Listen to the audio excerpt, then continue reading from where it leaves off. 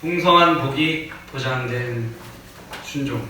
복이라는 말이 참으로 부담스러운 말입니다. 어떤 복을 원할 것이냐, 땅의 복이냐 하늘의 복이냐, 듣는 사람에 따라서 틀리게 느껴질 수 있는 부분입니다. 오늘 설교는 창세기 12장 전체이고 현재 12장을 펴놓고 계시면 계속 보시면서 들으시면 되겠습니다. 마지막 시대에 그리스도인에게 주어진 이름은, 이 시대에 주어진 이름은 바이블 빌리버입니다. 우리말로 성경대로 믿는 사람들입니다. 성경에 기록된 말씀대로 믿고 실행하는 것입니다. 그는 성경대로 순종하는 삶을 사는 그리스도인을 의미합니다. 순종은 피조물에게 요구된 하나님의 뜻입니다. 사람의 뜻이 아니라 하나님의 뜻입니다. 최초의 사람 아담에게도 그 순종은 요구되었어요. 그러나 말씀의 순종은 방해를 받았습니다. 이는 말씀을 거짓으로 인용한 것입니다. 누가 거짓말했느냐? 마귀입니다. 마귀가 거짓말했습니다. 동산의 모든 나무에서 나는 것은 네가 마음대로 먹을 수 있으나 선과 악의 지식의 나무에서 나는 것은 먹지 말라. 네가 거기서 나는 것을 먹는 날에는 반드시 죽으리라고 하나님께서 말씀하셨죠? 그런데 마귀는 바꿨습니다. 너희가 반드시 죽지 아니하리라. 이렇게 말씀을 고쳤습니다. 결국 하나님 말씀을 두 사람이 어기게 됩니다. 아담과 이브입니다. 말씀을 불순종한 그들을 하나님께서는 에덴 동산에서 내쫓아 버리셨습니다. 말씀에 순종하여 노아는 방주를 지었죠. 그러나 노아 또한 포도주의 취함으로 인해서 죄를 지었어요. 사탄은 그 노아의 왕국을 노아로부터 벗겨버렸습니다. 이후 하나님께서는 림롯의 반란을 제압했어요. 림롯이 무슨 반란을 일으켰느냐? 바벨탑을 지어서 하늘 꼭대기까지 다다라서 하늘에 오르자고 민족들을 선동했던 것입니다. 그래서 탑을 쌓던 것입니다. 그래서 하나님께서는 림롯의 반란을 제압하고 언어를 혼잡하게 하시어 민족을 흩어버리셨습니다. 그리고 한 사람을 하나님께서 유심히 보시게 됩니다. 갈대아 우르 지방에 순수한 믿음을 소유한 그 한 사람, 누굽니까? 아브라함입니다. 그래서 아브라함을 하나님께서 택하십니다. 하나님께서는 왕국의 규모를 예전에는 세계 전체를 다스릴 왕을 두었으나 이제는 한 민족의 범위로 축소하게 되었습니다. 그래서 아브라함은 하나님으로부터 창세기 17장에 언약을 받습니다. 말씀으로 약속을 맺은 것을 언약이라고 합니다. 그리고 이름을 아브라함에서 아브라함, 뜻은 민족들의 아버지로 바꿔주시고 민족들의 아버지가 됐으니까 이제 또 그 약속을 주시는데, 두 번째는 아브라함의 씨들에게 왕들이 나온다고 약속을 하셨어요. 또 세 번째, 아브라함과 아브라함 뒤에 올 그 씨에게 카나안의 모든 땅, 그러니까 씨들이 살아야 될 땅이 필요하지 않습니까? 그래서 카나안 땅을 주시겠다고, 영원한 소유로 주시겠다고 약속을 하십니다. 네 번째로 하나님께서는 그들의 하나님이 되시겠다고 약속을 하십니다. 우리들도 예수 그리스도를 통해서 영원한 하나님이시잖아요. 오늘 본문 12장은 아브라함의 첫 부르심에 대한 순종을 다루고 있습니다. 누구나 첫 순종은 매우 값진 것입니다. 우리도 구원 처음 받았을 때 얼마나 값집니까? 여러분은 언제 성도로서 첫 부르심을 받으셨습니까? 예수 그리스도의 은혜로 구원받은 그리스도인은 복음의 순종을 이룬 성도입니다. 교회로의 부르심을 받은 것입니다.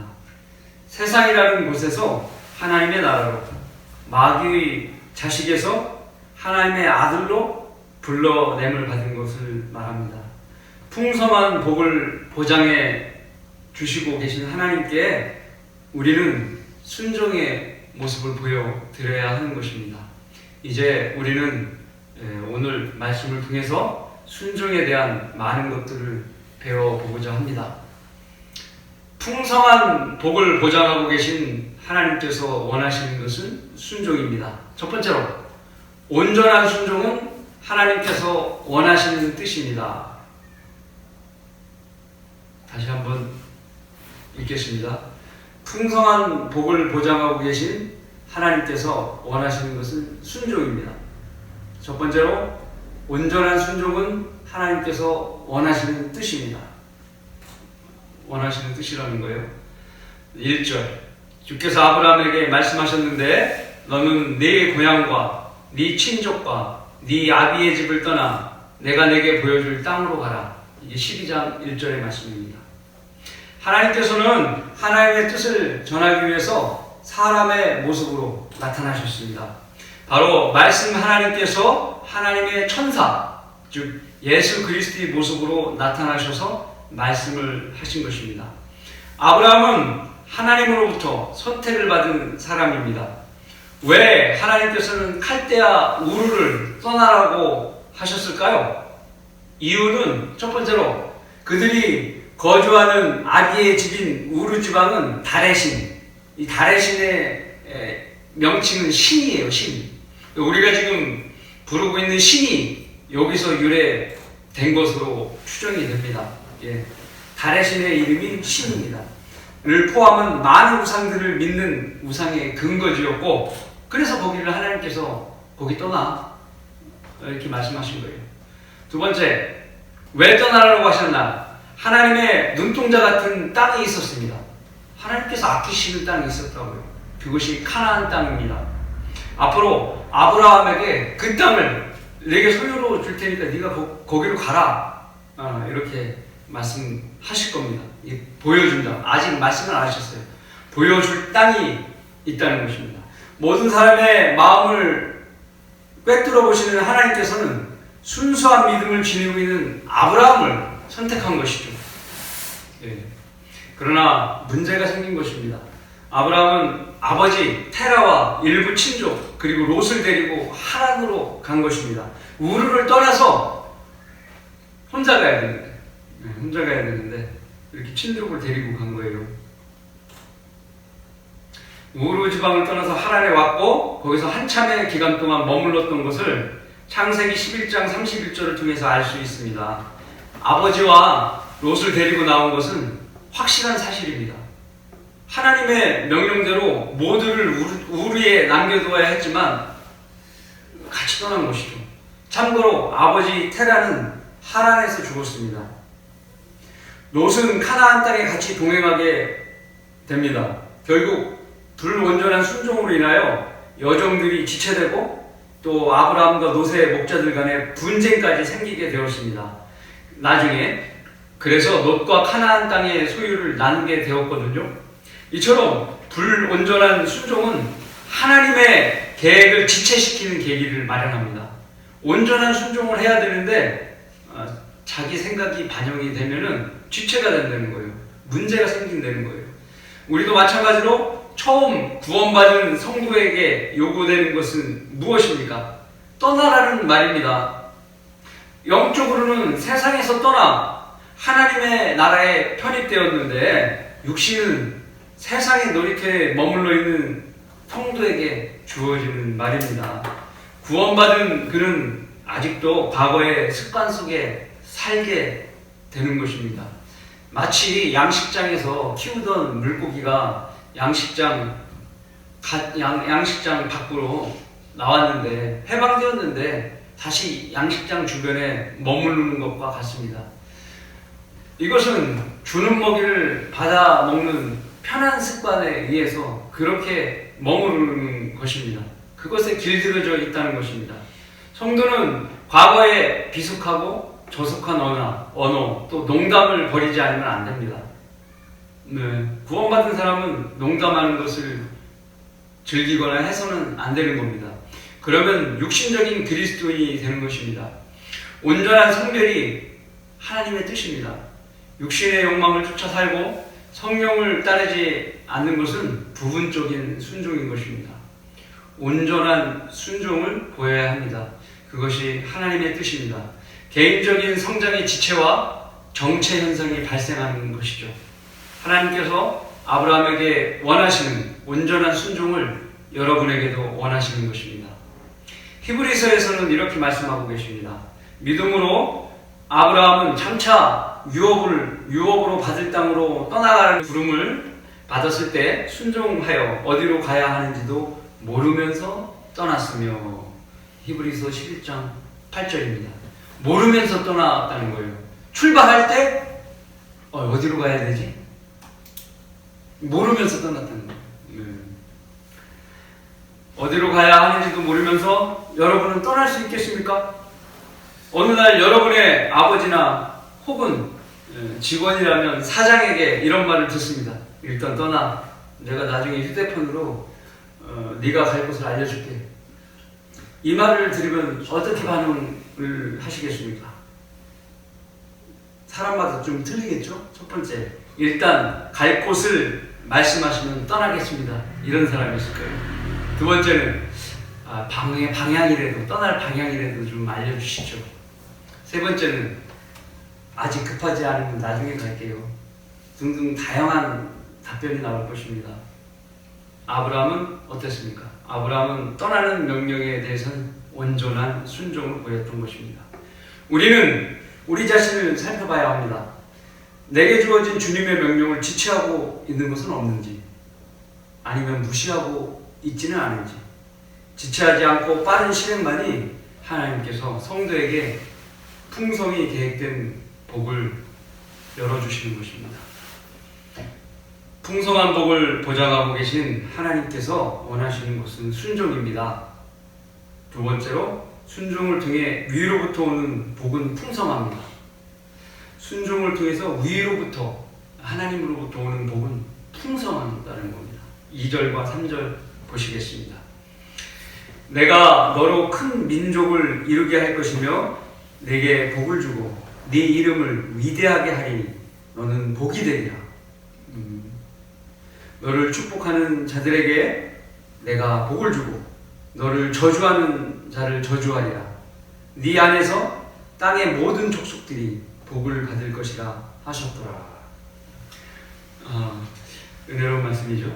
하나님께서 아브라함에게 주신 약속은 엄청난 것입니다. 실제로 나중에 아브라함은 큰 민족을 이루게 됩니다. 출애굽 시대에 이집트에서 빠져나올 당시 백성의 수는 얼마인지 아십니까? 400년 동안 200만 명이 되었던 겁니다.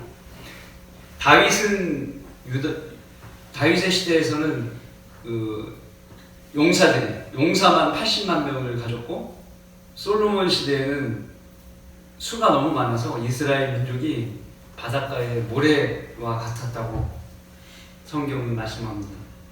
현재 세계에 있는 유대인들의 숫자는 대략 얼마인지 아십니까?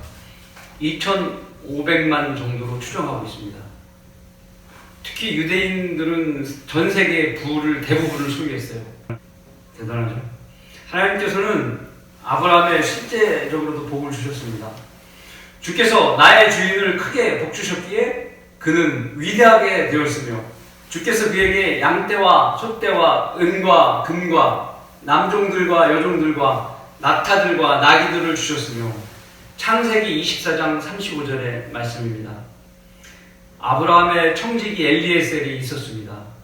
아브라함의 집안의 모든 일을 도맡아서 하던 청지기 엘리에셀이 리브가의 오라비 나반에게 한 말입니다.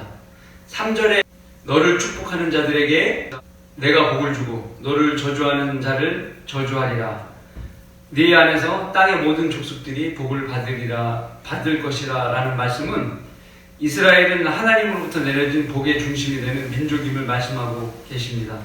하나님께서 말씀하신 거죠. 만일 아브라함이 떠나라는 말씀에 순종하지 않았다면 이런 복을 받을 수 없었던 것입니다. 그래서 순종은 중요합니다. 우리도 역시 복음에 순종하여 영원한 생명과 유업의 약속을 받을 수 있게 된 것입니다. 예수 그리스도를 통하지 않으면 복이 없는 것이죠. 우리 시대는 그렇습니다. 복음에 순종하지 않은 자들은 오히려 지옥의 고통으로 들어가는 것입니다. 하나님께서 순종한 아브라함에게 그의 이름으로 된 낙원까지 허락하셨습니다. 그 낙원이 지하에 있는 아브라함의 품이죠. 구원받은 아브라함의 후손들이 가는 아브라함의 품이라고 하는 지하 낙원에 갈 수 있었기 때문입니다. 대단한 복을 받은 겁니다. 우리 그리스도인들 또한 구원받으면 그리스도의 몸 안에 들어가죠. 교회라는 하나님의 사랑의 품에 들어가는 것입니다. 세계 대부분 사람들은 신약성경과 구약의 아브라함에게 주어진 말씀을 특히나 싫어해요. 왜냐하면 그들이 마귀의 자녀, 죄의 아들들이기 때문입니다. 너희는 너희 아비 마귀에서 나와 너희 아비의 정욕을 행하고자 하는도다. 그는 처음부터 살인자였으며 진리 가운데 거하지 아니하였으니 진리, 하나님의 말씀 가운데 거하지 아니하였으니 이는 자기 안에 진리가 없습니다. 그래서 진리를 거부하는 것이죠. 그가 거짓말할 때는 진리를 떠나는 말을 해야 되니까 거짓말을 하게 되는 거예요. 마귀는 거짓말장애의 아비가 되는 거예요. 그래서 진리를 떠나는 사람들은 마귀를 따라가는 거예요. 그래서 마귀의 자식이 되는 겁니다. 거짓말할 때는 자신에게서 우러나와 한 것이니 이는 그가 거짓말장애요 또 거짓말의 아비이기 때문이다. 요한복음 8장 44절 이 말씀은 예수님께서 말씀하신 것입니다. 그래서 하나님의 말씀을 거부하는 무리들과 왜곡하는 무리로 나눌 수 있습니다. 자, 마귀의 자식은 하나님의 말씀을 거부하는 무리와 왜곡하는 두 무리로 나누는데 거부하는 사람은 첫 번째, 성경을 이스라엘의 신화라고 치는 거예요. 믿고 싶지 않는 부류죠. 성경 자체를 믿고 싶지 아니하는 부류, 거부하는 부류. 누구냐? 아랍인들, 반유대주의자들, 현대 교육자와 과학자들, 이교도들이 대부분입니다. 네. 두 번째로 신약 성경을 믿지 않는 유대인들 또한 그렇고 불신자들 또한 그렇습니다. 그러면 두 번째 부류는 어디냐? 성경을 왜곡하는 무리들이거든요. 성경을 왜곡하는 무리들은 첫 번째, 포르기에 귀환하지 않은 북왕국 지파가 영국으로 왔다고 주장하는 사람들. 포르기에 귀환하지 않은 북쪽 왕국의 지파들이 있습니다. 10개의 지파들이 영국으로 왔다고 주장하는 거예요. 미국은 므낫세, 영국은 에프라임 지파라고 하면서 에프라임은 또 북쪽 왕국의 대표 지파잖아요. 그래서 이렇게 얘기하는 거예요. 라고 하면서 자신들이 언약의 사람이라고 주장하는 겁니다. 그래서 영국 이스라엘주의자들이라고 해요. 이런 사람들이 성경을 왜곡합니다. 모든 축복이 영국에게 왔다. 그러는 거예요. 아브라함의 복이 영국으로 왔다. 이렇게 얘기하는 거예요. 두 번째 부류는 유대인이 메시아를 십자가에 팔았기 때문에 카톨릭 교회가 모든 약속의 계승자라는 것입니다.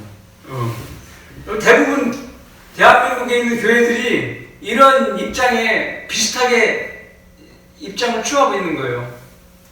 쉽게 얘기해서 카톨릭 교회가 아브라함의 복을 다 받았다는 거예요.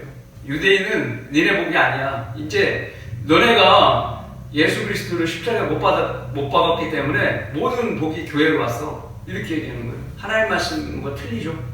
그렇기 때문에 카톨릭 교회들이 그걸 뺏으려고 하는 거예요. 그래서 이스라엘 땅을 갖다가 영토권을 주장할 때 교황이 아랍 편을 들게 되는 겁니다. 그렇게 되는 거예요. 이런 입장을 취하는 무리들이 로마 카톨릭과 개혁교회, 특히 개신교, 특히 장로교회 신자들이 이렇게 후천년주의자들, 이런 사람들이 교회가 모든 복을 다 받았다라고 성경 말씀을 가로채는 거예요. 그 민족에게 우리는 다 알고 있죠. 성경대로 이스라엘 민족이 천년왕국 때 회복되잖아요. 제사장의 민족이 되고 새 땅이 그들의 땅이 되고 영원토록 하나님의 백성으로 살아가잖아요. 아브라함에게 주어진 복이거든요. 그 교회는 새 예루살렘이에요. 그럼 뭘 모르고 주장하는 것이죠. 이들은 아브라함의 언약, 팔레스타인 언약, 민족적 복을 탈취하라는 속셈이지만 성경은 예수 그리스도의 재림과 함께 이스라엘 민족이 천년왕국 때 제사장의 민족으로 회복될 거라고 말씀하고 있습니다. 자연재해를 보시죠.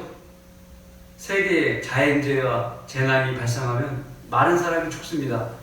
여기저기서 나오는 소리가 뭔지 아십니까? 하나님이 있다면 이런 일이 생기겠어? 저 많은 사람들이, 선량한 사람들이 죽고 있지 않아. 하나님이 계셔? 이렇게 얘기하는 것입니다. 하나님을 원망하는 거예요. 어리석은 것이죠. 하나님께서 예수 그리스도와 그분의 성경을 통해서 구원의 길을 열어주셨는데 복음에 순종치 않고 볼멘소리만 하는 거예요. 볼멘소리만. 사랑의 하나님께서는 예수 그리스도를 거부하고 복음에 순종하지 않는 자들을 어떻게 해요? 저주하신다고 말씀하고 있습니다. 풍성한 복을 보장하고 계신 하나님께서 원하시는 것은 순종입니다. 셋째로, 온전한 순종이 있기까지 고난이 있습니다. 온전한 순종이 있기까지 고난이 있다는 것입니다. 4절, 5절 보시겠습니다. 그러므로 아브라함이 주께서 자기에게 말씀하셨던 대로 떠났으며 또 롯이 그와 함께 갔으니 아브라함이 하란을 떠날 때 75세였더라. 아브라함이 그의 아내 사레와 그의 형제의 아들 롯과 하란에서 그들이 모은 모든 수요와 그들이 얻은 사람들을 데리고 카나안 땅으로 가려고 떠나서 카나안 땅으로 들어왔더라. 원래 하나님께서 보여주신 땅은 하란이 아니라 어디예요? 카나안 땅입니다. 카나안 땅. 그런데 아브라함은 하란에서 너무 오래 머물렀던 것입니다. 그래서 소유를 늘리고 종들을 늘렸다고 말씀하고 있습니다.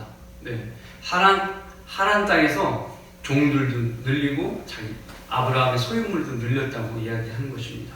하나님께서 우르에서 말씀하셨던 대로 떠나는 것을 지연했던 겁니다. 또한 하란에서 아버지 테라가 아마 건강상에 문제가 생겨서 지체했을 수도 있어요. 생계를 위해서 지체했을 수도 있어요. 그건 모릅니다. 그러나 하란에서 머물러 있었다는 것, 좀 지체했다는 것은 사실입니다. 그곳에서 아버지는 죽었고 이제 남은 친족은 롯이에요. 조카 롯입니다. 아브라함의 아내 사레와 그의 형제의 아들 롯과 하란에서 그들이 모은 모든 소유와 그들이 얻은 사람들을 데리고 이제 아브라함은 카나안 땅을 향해 하란을 떠납니다. 예. 이제 진짜 떠나는 거예요. 카나안 땅으로. 예. 그때 아브라함 나이는 75세라고 성경은 얘기하고 있어요. 자, 근데 아브라함이 총 산 나이가 175세까지 살았거든요. 그럼 카나안 땅에서 100년을 살게 되는 거예요. 1세대를 100년을 보는 이유가 여기 있는 거예요, 여기서. 예. 아브라함이 카나안 땅에서 100년을 산다는, 그래서 1세대를 100년을 이렇게 보는 사람들이 이것을 근거로 또 드는 겁니다. 그의 아내 사레는 10년 연하였어요. 그래서 아브라함의 부인이 10살 아래. 그래서 나이가 75세니까 65세겠죠. 이 시기에 사람의 수명이 현재 거의 2배지 않습니까? 175세면 현재 나이로 보면 30에서 40세 초반의 몸 건강 수준이라고 이해하면 될 것입니다. 누가요? 사례가, 부인이. 하나님 말씀대로 친족인 롯을 남겨두고 떠나야 온전한 순종이었는데 아브라함은 그를 데리고 롯을 데리고 카나안 땅까지 들어가게 된 것입니다. 부분적인 순종이 이어진 것입니다. 이 롯은 그가 아브라함을 떠나갈 때까지 항상 말씀 근원이었습니다. 이것을 미리 아시는 하나님께서 친족을 두고 떠나라고 말씀하신 겁니다. 롯 때문에 네가 문제가 생길 것 같으니까 미리 하시는 하나님께서 친족을 두고 떠나라고 말씀하신 거예요. 또한 카나안 땅을 소유로 주신 약속은 아브라함과 그 씨에게만 해당되기 때문에 그를 두고 떠나야만 했던 것입니다. 카나안 땅은 롯에게 주어질 땅이 아니었던 것이기 때문에 두고 떠나야 되는 것입니다. 모든 말썽의 문제는 부분적인 순종에 있다는 것입니다. 그래서 구원받은 그리스도인도 온전한 순종을 이루지 못하면 하늘의 상급을 받는데 지체되거나 거치는 방해 요인들이 생기게 되는 것입니다. 우리에게 주어진 명령들은 수없이 많아요. 우리 그리스도인에게 주어진 명령들이 많아요. 중요한 것을 네 가지로 간추리면 이런 것입니다. 첫 번째, 하나님께서는 모든 사람이 구원을 받고 진리의 지식에 이르길 원하시느니라. 디모데전서 2장 4절의 말씀입니다. 구원받은 모든 사람이 진리의 지식에 이르기를 원하시는 거죠. 이거 명령이에요. 구원만 받고 진리의 지식에 이르지 못하면 하나님의 말씀에 온전히 순종하지 못하는 것입니다. 온전한 순종은 복을 부족하게 받게 되는 것이죠. 두 번째 명령은 무엇입니까?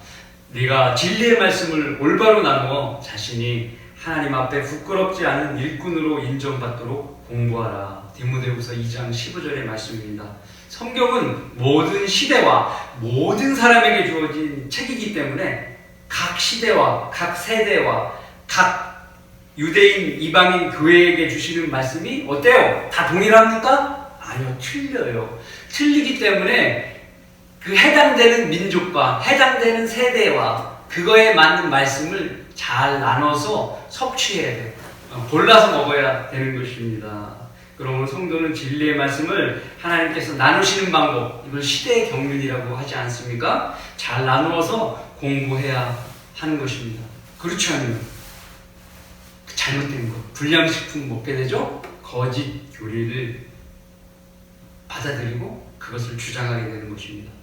그러다 보면 내가 하나님의 일꾼이 아니라 어느 순간 하나님의 일꾼을 공격하는 마귀의 일꾼이 되어버리는 것입니다. 주의해야 됩니다. 세 번째 명령은 무엇입니까? 그러므로 형제들아, 내가 하나님의 모든 자비하심으로 너에게 권고하노니 너의 몸을 하나님께서 기뻐하는 거룩한 산제물로 드리라. 이것이 너희가 드릴 합당한 예배니라. 로마서 12장 1절의 말씀입니다. 헌신하지 못하면 매번 자신을 위한 삶을 살다가 어떻게 해요? 허송세월을 보낸다는 것입니다. 그가 속이 비치는 세마포, 어린 나이 신부로서 속이 비치는 세마포를 입게 되는 부끄러워. 속이 다 비쳐서 그런 수치를 당하게 된다는 것입니다. 네 번째 말씀, 너는 말씀을 전파하라. 때를 얻든지 못 얻든지 항상 대비하라. 모든 오래 참음과 교리로 견책하고 책망하며 권고하라. 디모데에게 바울이 쓴 말씀이죠. 자, 디모데 후서 4장 2절의 말씀입니다. 복음 전파하라는 겁니다. 예수님의 명령에 순종하라는 것입니다. 드디어 아브라함과 그의 식솔들은 어떻게 해요? 가나안 땅에 이제 발을 들여놨습니다. 자, 5절까지 보셨죠? 이제 6절 차례인데, 자, 풍성한 복을 보장하고 계신 하나님께서 원하시는 것은 순종입니다. 넷째로, 순종하는 자는 경배에 소홀하지 않습니다. 6절 말씀 8절까지 보시겠습니다. 아브라함이 그 땅을 통과하여 세겜 땅 모레 평지에 이르니 그때 카나안인들이 그 땅에 있더라. 카나안 땅에 도착했는데 딴 사람들이 살고 있어요. 그 사람들이 카나안인들입니다. 주께서 아브라함에게 나타나시며 말씀하시길 내가 이 땅을 네 씨에게, 네 몸에서 나올 네 씨에게 주리라 하시니 그가 그곳에서 자기에게 나타나신 주께 제단을 쌓았더라. 하나님을 경배하기 위해 제단을 쌓았다는 거예요. 그가 거기서부터 베델 동쪽 산으로 옮겨 그의 장막을 치니 서쪽은 베델이요 동쪽은 아이라. 그가 그곳에서 주를 위하여 제단을 쌓고 주의 이름을 불렀더라. 유목민족은 텐트를 갖고 다니죠. 그래서 장막을 치게 돼 있어요. 그게 텐트예요. 거주하는 장소. 그래서 장막을 치고 제단을 쌓았다는 거, 하나님께 경배하기 위해서. 그리고 뭐예요? 이름을 부르는 겁니다. 하나님 이름 알고 계시죠? 하나님 이름을 부르면서 경배를 했다는 겁니다. 하란과 세켐과의 거리는 자그마치 480km. 세켐은 시리아 땅이죠. 베델과 실로의 북쪽에 있으며 요단강 서쪽입니다. 제가 세켐이라고 그랬나요? 하란이 시리아 땅이죠. 자, 그리고 갈릴리와 사해 정중앙에서 약간 아래에 있는 부분이 베델입니다.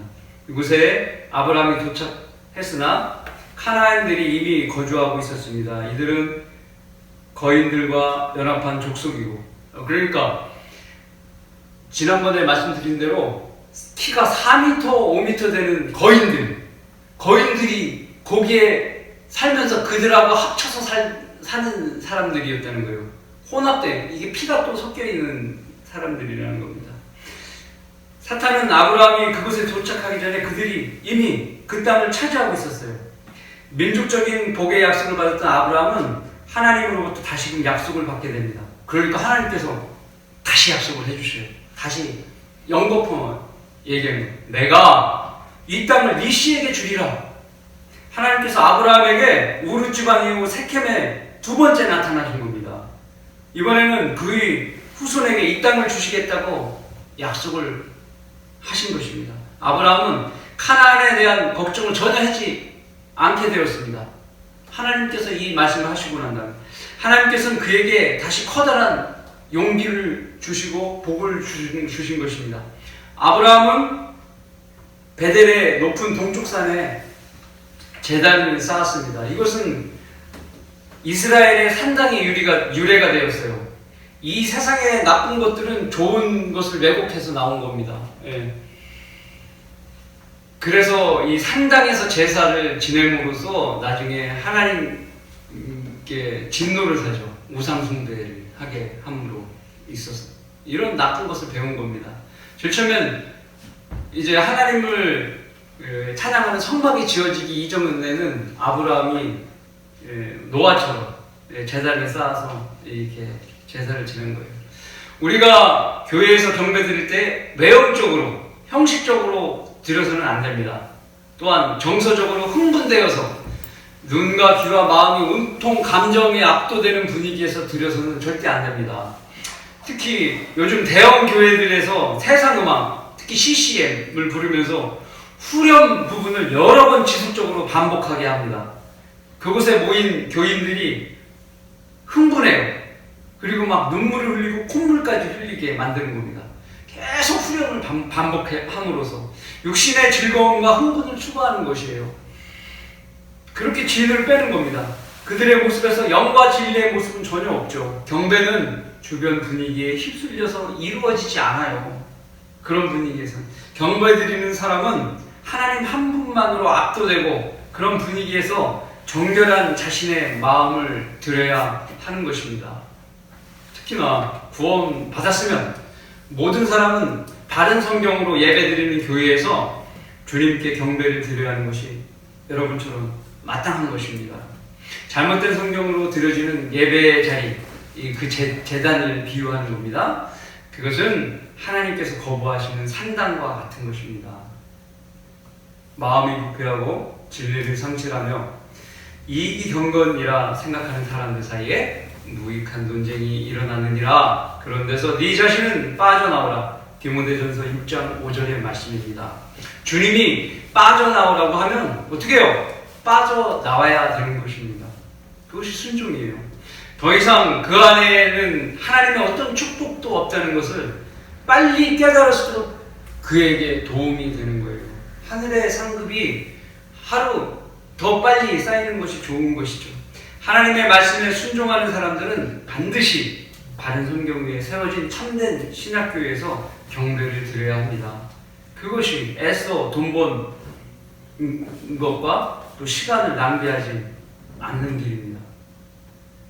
우리처럼 숫자는 적어도 하나님께서 경배를 받는 예배를 드려야 된다는 거예요.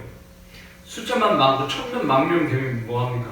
하나님께서 경배를 안 받으면 모두가 허사해요.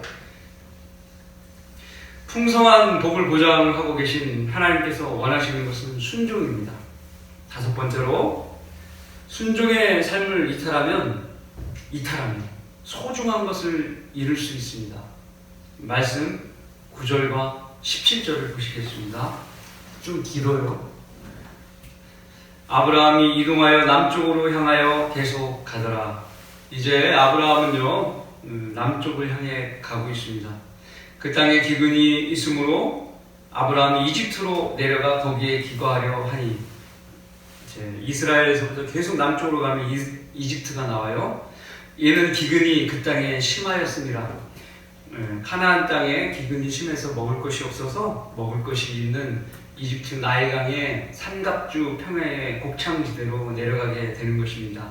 그가 이집트에 가까이와 들어가게 되었을 때 그가 그의 아내 사라에게 말하기를 이제 보라 당신은 보기에 아름다운 여인임을 내가 아나니. 이뻤어요. 사례는 이뻤어요. 그래서 이런 말을 하는 거예요. 그러므로 이집트인들이 당신을 보고 말하길 이 여자가 그의 아내라 하고 그들이 나는 죽이고 당신은 살려줄 것이다. 아이고, 신랑으로서 이런 마음이 안 들겠습니까? 그렇죠? 부인이 있으면 걱정이 많다니까요. 특히나 사례는 카나안은 피부가 검은색이잖아요. 아프리카 사람들 좀 검으니까 피부가 하얗면 더 이뻐 보이는 거예요. 그러니까 더 걱정스러운 거예요. 아내가 내가 부탁하노니 당신은 나의 누이라고 말하라. 그리하면 내가 당신으로 인하여 안전할 것이며 내 혼이 당신으로 인하여 살리라 하더라. 여기 혼이라는 것은 그 생명이라는 뜻입니다. 자, 아내가 아니라 누가 물으면 아브라함의 누이, 여동생, 누나, 여동생이라고 얘기해라 그런 얘기겠죠. 아브라함이 이집트로 들어왔을 때 이집트인들이 그 여인을 보았더니 그녀가 심히 아름다운지라. 이집트인들이 진짜 아름답게 본 거예요. 그랬더니 파라오가 왕이라는 이름이 뜻이거든요. 파라오의 고관들도 그녀를 보고 파라오 앞에서 그녀를 칭찬하며 어찌 이렇게 이쁠 수가 있어? 칭찬하며 그녀를 파라오의 집으로 데려왔다. 누이라고 얘기했으니까 데리고 온 거예요. 이제 아내로 삼으려고. 파라오가 그녀 때문에 아브라함을 잘 대접하니 이제 오빠한테 여동생을 이제 얻으려면 오빠한테 선물을 줘야겠죠? 잘 대접하니 아브라함이 양과 소와 순하기와 남종들과 여종들과 암나귀와 낙타들을 얻었더라. 많이도 얻었습니다. 파라오가 준 대가는 결코 작은 것이 아니었습니다. 이것은 아내를 얻기 위해서 파라오가 지불한 대가였습니다. 아브라함은 약속의 땅에 왔지만 그는 자기의 정착지를 찾아서 지속적으로 남쪽으로 내려갔죠. 그러나 성경은 남쪽의 방향이 성경적인 방향이 아니고 동쪽에서 서쪽 가는 방향이 성경적인 방향입니다. 결국 아브라함은 먹을 것을 찾아 이집트로 내려갔지만 가나안 땅에서 벗어났고 기근은 성도의 삶을 육신적인 세상으로 들어가게 유도하는 것입니다. 그곳 가다 보니까 아시다시피 위험이 기다리고 있죠. 아내를 뺏기게 될 상황이 된 것입니다. 아브라함의 가장 큰 걱정은 검은 피부의 이집트 파라오가 상대적으로 하얀 피부를 지닌 자기 아내 사례를 취하할까봐 자신이 죽지 않을까 또 걱정한 것입니다. 그래서 자신의 아내에게 누이라고 자신을 이야기하라고 당부했습니다. 아브라함은 정말 커다란 위험에 빠지게 된 것입니다. 이런 거짓말을 유도한 아브라함은 자신의 아내의 순결의 희생으로 자신의 안위를 지키려는 계획을 실현한 것입니다. 나는 오빠고 너는 내 동생이야. 여러분이라면 이 상황에 어떻게 대처하시겠습니까? 많은 기근에 시달리는 식솔들과 아내와 나 자신이 처한 상황이 매우 쉽지 않았으리라고 생각이 됩니다. 그런 입장도 있었다는 거예요. 가만히 있으면 굶어 죽으니까. 아브라함의 생각대로 파라오는 그의 아내를 데리고 갔습니다. 그리고 파라오는 이 일로 아브라함에게 많은 호의를 베풀어 준 것입니다. 정말 큰 위기였습니다. 이것을 뭐라고 얘기해요? 사면 초과. 하나님의 계획인 사례의 태로부터 나올 씨를 혼잡케 하려고 사탄의 계략이 이제 시작됐습니다. 이것은 창세기 3장 15절의 말씀, 내가 너와 여자 사이에 또 네 씨와 그녀의 씨 사이에 적의를 두리니 그녀의 씨는 너의 머리를 부술 것이요 너는 그의 발꿈치를 부술 것이라. 말씀에 따라서 사탄의 머리를 부술 여인의 씨를 사탄이 가만두면 되겠습니까? 안 되죠. 그래서 여인의 씨를 혼잡게 하려고 이렇게 사례를 위험에 빠뜨리게 된 것입니다. 그리스도인은 상황에 따라서 하나님의 말씀에 순종하지 못하는 순간이 찾아올 수 있습니다. 그러면 그런 환경 속에서 꼭 어떻게 해요? 마귀가 개입이 있다는 것을 감지하고 깨워서 기도해야 합니다.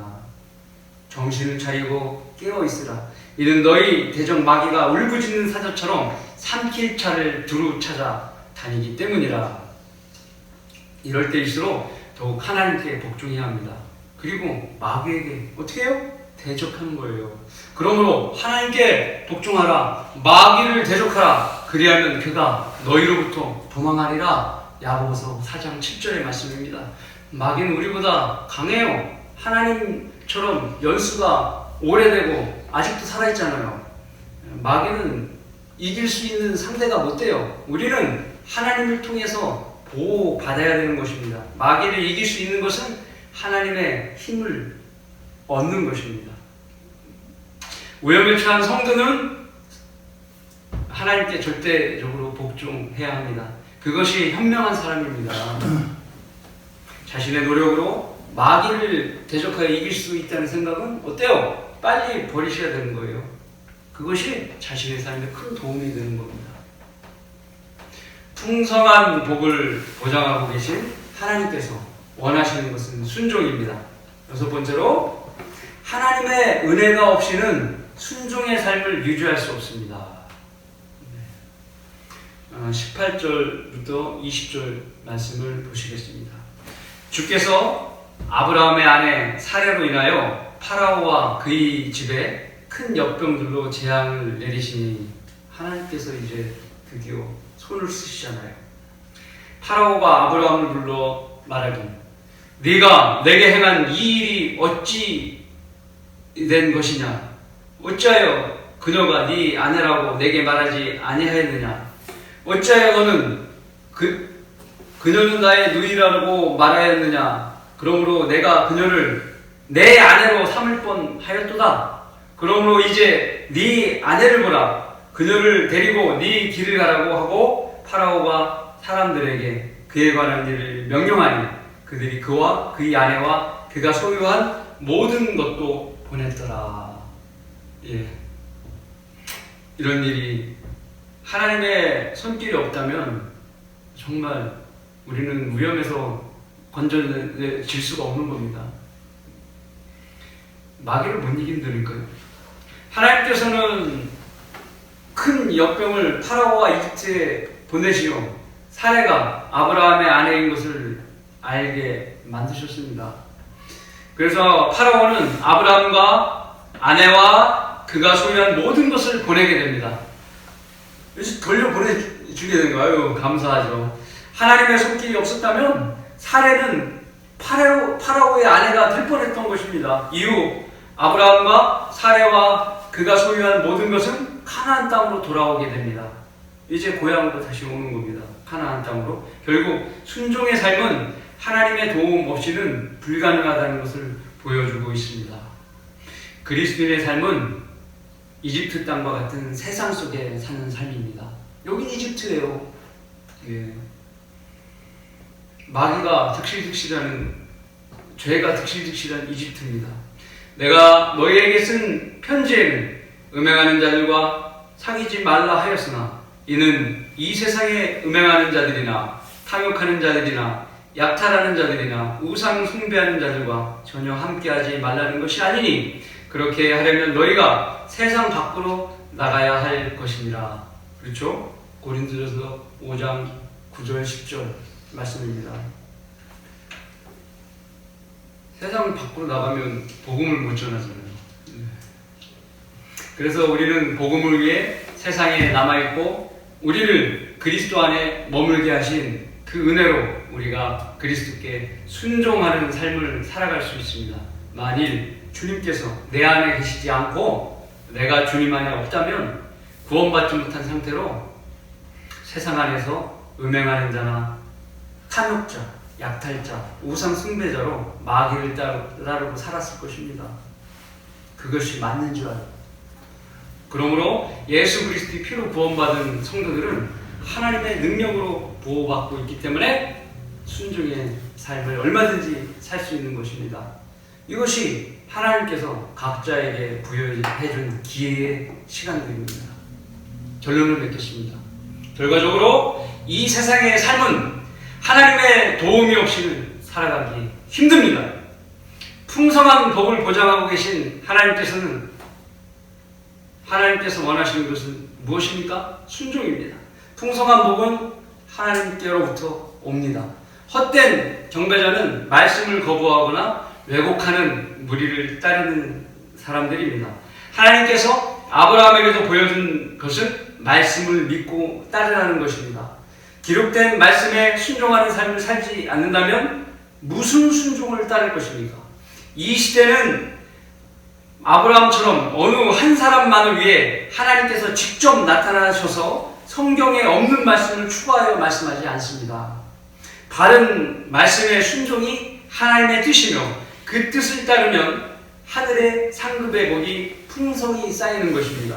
그래서 복을 받을 사람은 경배를 소홀하지 않게 여기고 어떤 고난이 있더라도 자신의 위치를 벗어나지 않습니다. 그러므로 하나님의 말씀에 순종하고 우리에게 맡겨진 선한 일들에 열심을 내며 이 교회에서 영과 진리로 예배를 드리다가 들림받아 주님으로부터 잘했다 칭찬받는 모두가 되시길 바라겠습니다.